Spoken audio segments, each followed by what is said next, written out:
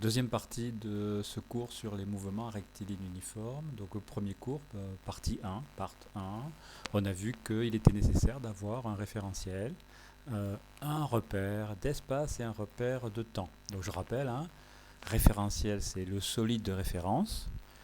Le repère d'espace, c'est un système d'axes lié au référentiel. Et le repère de temps est défini avec une origine des dates, un t égale à 0, t égale à 0 qui va correspondre à un événement. Par exemple, l'événement la cloche va sonner. Quand la cloche sonne, c'est t égale à 0. Donc ici, un repère de temps, c'est un t égale à 0, une origine des dates et une unité de temps, c'est-à-dire la seconde, etc. Alors attention, quand je parle de date, ici, je ne me suis pas étendu ça là, au premier cours, part 1. Quand je parle de date, je parle de date par rapport à cette origine des dates. Si par exemple, l'événement t égale à 0, c'est la cloche sonne, je peux avoir des dates qui soient négatives. Par exemple, je suis à moins 15 minutes de la sonnerie, ici du t égale à 0, de la sonnerie de la cloche. Donc c'est quelque chose, ici j'ai un axe de temps avec un t égal à 0, mais j'ai des dates négatives et j'ai des dates positives. Ce qui se passe avant, c'est négatif.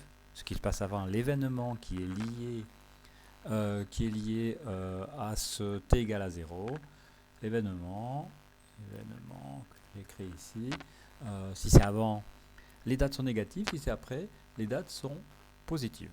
C'est comme une fusée, la fusée part à t égale à 0 et on dit moins 10, moins 9, etc., moins 8, jusqu'à ce que les moteurs de la fusée s'allument, qui est l'événement t égale à 0.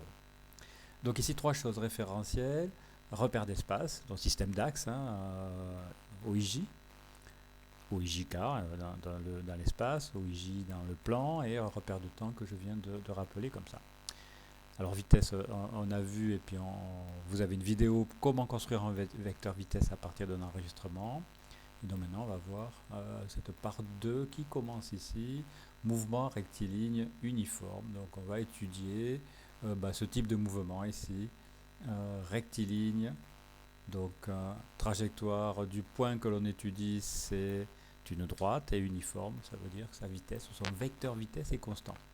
Donc on va établir ce que l'on appelle l'équation horaire. Donc on va travailler avec ça. Ça va être l'équation qui va décrire le mouvement et on va travailler qu'avec ça. Alors je suppose que j'ai un référentiel. J'ai mon repère ici d'espace qui est lié au référentiel. Donc c'est un mobile qui se déplace, sur cette droite là, ici. Donc ici j'ai défini mon repère d'espace qui est fixe dans le référentiel, ça peut être le sol, c'est une voiture qui se déplace sur une route droite. Ici j'ai mon repère de temps, le t égale à 0, ça va être ça, il va être là. J'ai défini mon événement origine des dates. L'événement c'est le mobile, il est dans cette position ici dans le repère, il est à x0. Ça c'est mon repère de temps. Et à une date t, il est là. Donc je vais supposer qu'il se déplace comme ça. Donc ici, tm, ça serait positif dans ce cas-là. Si le mobile est, par exemple, s'il se trouve, je vois plus mon map-souris, s'il se trouve ici, t est inférieur à 0.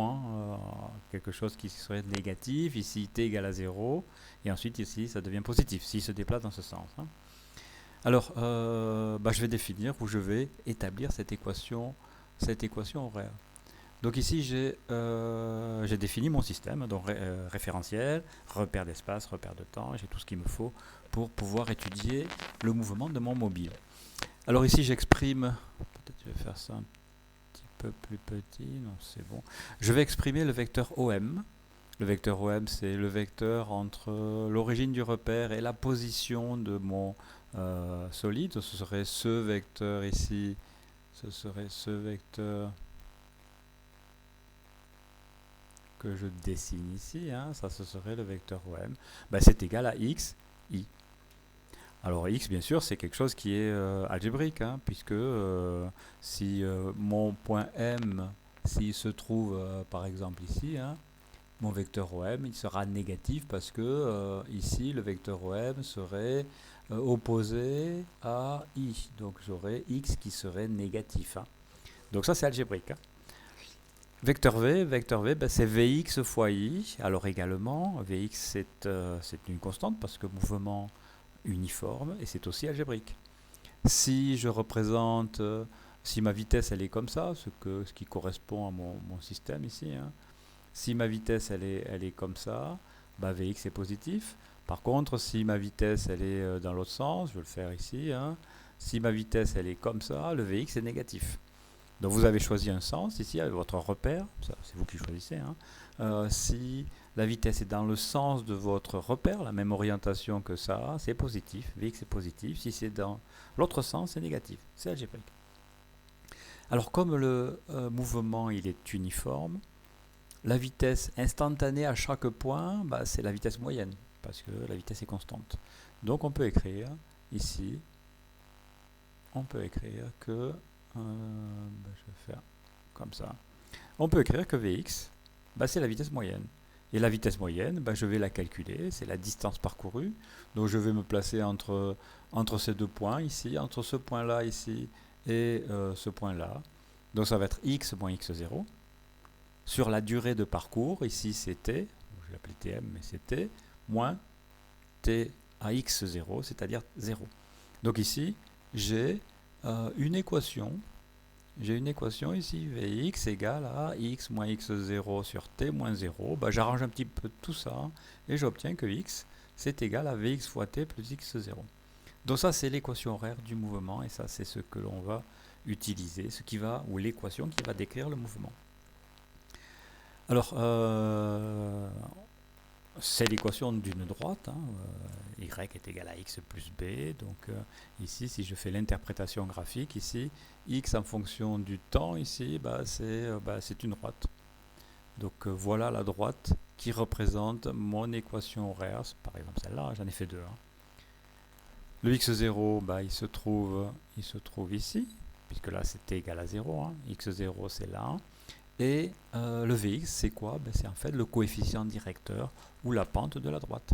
Donc là, j'ai choisi un exemple où x0 était positif et j'ai choisi l'exemple où Vx était aussi positif. Donc j'ai fait une onde droite ici, donc un autre exemple d'une autre équation horaire.